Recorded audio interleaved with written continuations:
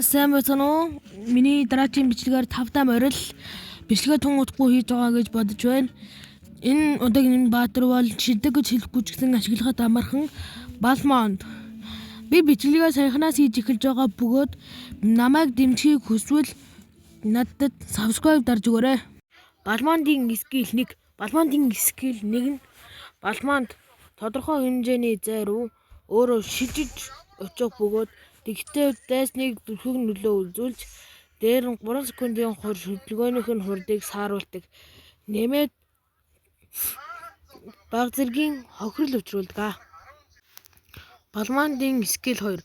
Балмондын скил 2 нь тодорхой хэмжээний хохирол учруулж 14 удаа дайснаа зогсож 3 секундын турш ширгэлдэг.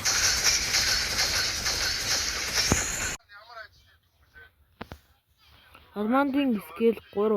Балмондын скил 3 нь тодорхой хэмжээнд тасар хүчтэйгээр зогч хүчнээсээ хамаарч бага зэргийн гэмтэл учруулдаг. Балмондын скил би контрол хийдэггүй ч гэлээ ингэж дайрвал болох байхаа.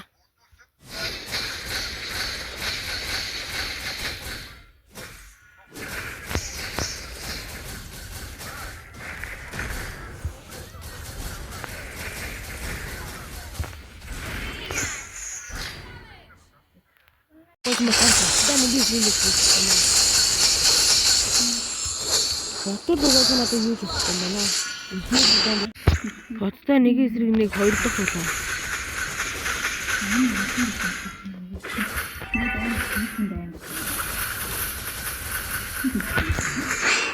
Хоттой нэг эсрэг нэг гурав дахь улаан.